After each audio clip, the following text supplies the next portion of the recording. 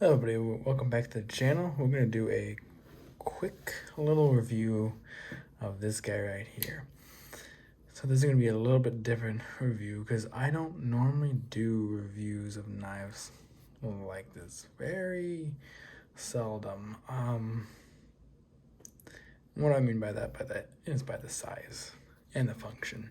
But before we get into it, please follow the Instagram, like the Facebook page, and subscribe. That would be fantastic. So, speaking of size comparisons, I am a little bit more zoomed in, and if you can kind of tell, the normal, let me actually scoot this a little bit here. But yeah, a little bit more zoomed in than normal, just because of the size of said knife. So, let's put it right here. Let's get in the Hinder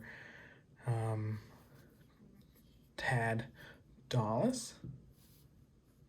I mean, the Dauntless is a small knife to me, and to a lot of people.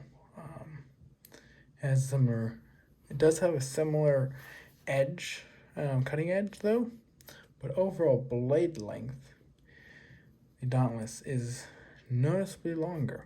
Same with the handle. So even what I would call a small folder is quite a bit larger. Let's go with a 940. 940 is definitely a full-sized folder, but definitely completely dwarfs this guy. By the way, the name I'm not really good at pronouncing, so that it will be in the description of what it is, in the YouTube and on the video. But besides the point here, that's something I've always struggled with, but besides the point, I always have found ways to work around that, and this video will be in the name of the video, obviously. Just if you guys were curious of why I'm either not saying it or why I haven't. But that's 940. Let's go to a Strider S&G. The middle size folder, roughly the size of the XM18, also dwarfs it. So then let's go with an XM18. Dark Horse, noticeably larger. I mean, noticeably larger. Let's go with a awkward knife that is large in one way, but small in another. It still dwarfs in all dimensions. All dimensions dwarfs this guy.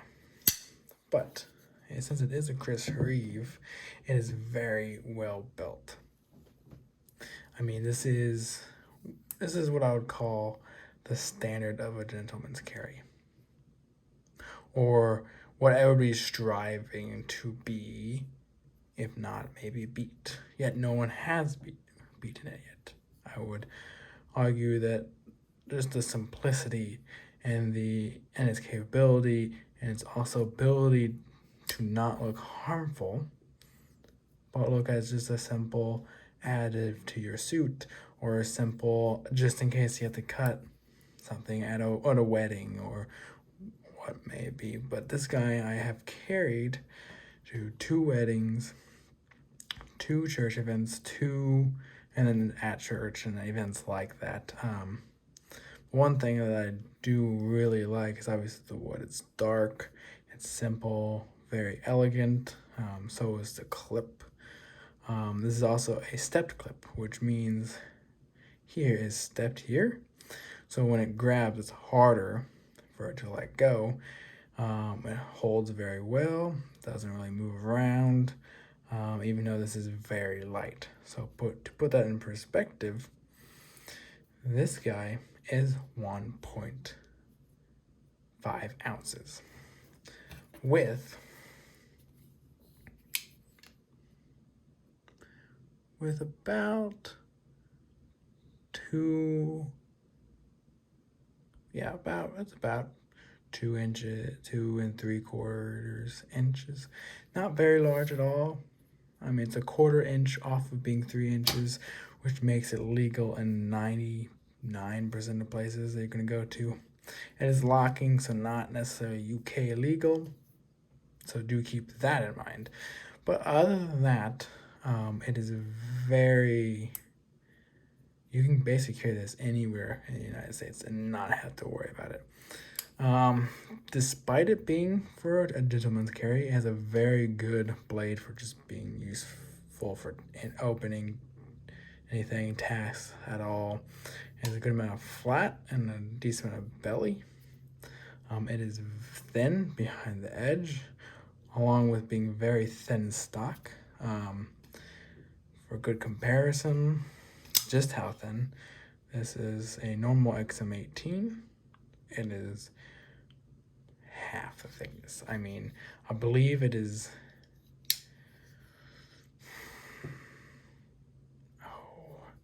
It's like 0.09. It's extraordinarily thin. Instead of being 0.125, it's 0.9, I believe. So it's quite a bit thinner. Again, I'm not good with math at all, or just points like that. But it is a thin blade stock and thin behind the edge, so it will slice very, very well. Now, you're not going to be slicing a ton with it, but it's to be able to slice whatever you need to in the moment in a formal event while looking docile and classy at the same time. So what you're going to notice is here is just very plain matte finish on the liner here, or the frame. It's a little bit of both. But then if you go over here, on both sides, it is polished.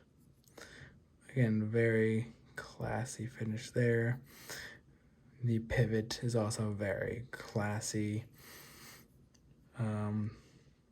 So is the barrel spacer, and it only has one, and then the travel stop, so it's very simple, very easy to clean, very easy to work with.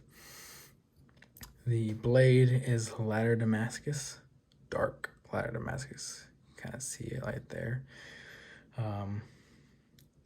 which is a very nice looking Damascus, very classic looking. It is S30 or S45V in Damascus, but since it is Damascus, it's not going to quite have the ezra tension as Damascus, as S45V in wood. It's going to be a lot closer to, let's say, a little better than D2 ezra tension, which isn't bad, but don't expect S45V in with this.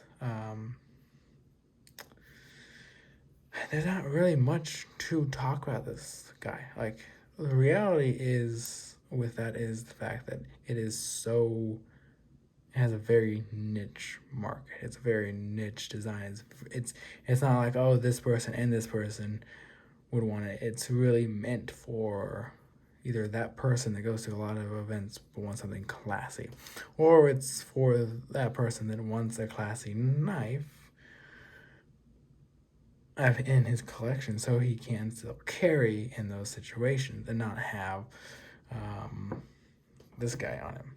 Like, the reality is, wedding, I don't want to bring this guy. Now, in other events, yeah, I can bring this guy to almost anywhere, but I need something to take to a wedding that won't scare anybody, because you never know who you're going to be around, especially at a wedding. But you also want to have the ability to cut something if you need to, whatever that may be. You have the option. It is one-handed opening. It is smooth, not drop shut. It's very hydraulic. I mean, what you can do is you can just whip it closed. that's fine. Not necessary because it's meant to be it's really meant to be a two-handed opening, slow, steady, not fast. It's not high speed, low drag. It's simple, classy, capable at the same time, with a good design. Now the handle, I don't have small hands. I have medium hands, and yet I have to kind of squeeze my fingers together, but I do get a 4-finger grip on it. Barely. It does work though. If I'm gonna be more comfortable with it, it's more of a three-finger grip, but it does work. But again, what you're gonna be cutting with this will not require all 4 fingers on it. It just won't. You may as well just go kind of like this and cut whatever you need to cut. That's it. The only bad thing about Damascus is it is more likely to get rust on it, just because of how it is. So just paying attention to it. If you're in a very humid place or surrounded by a lot of water when you are carrying this, you might have to oil it after. No biggie. Just something to keep in mind. The jimping on here is very useful. Not aggressive, but very, very useful. Definitely keeps your thumb locked in. And there's not really much else to talk about now. If we're doing clip-wise, if you're curious, that's about how much sticks out. So this is all you would see, which is actually one of the things that this is one of the scenarios where having a nice clip like this is a good thing. You want the clip and this to show because it's supposed to be eye-catching. It's supposed to be classy and supposed to be an additive to or accessory to whatever you're wearing. So to a suit or to a tux, whatever you're wearing to said event. This works very, very well. But there's not a ton more to talk about. This does have a decent amount engaged, but Chris Reeves tend to be between 40 to 50% out of the box lockup. But they stay there for 10, 20 years and you're still good to go and barely move, maybe a little bit. But yeah, no, you can't, some people are like, well, can you front flip it open with that? Like, kinda. It's not very intuitive. Like, if you saw that, it is a little bit harder on camera, we'll say that. But still, it just wasn't. That's not the first thing you're gonna go for.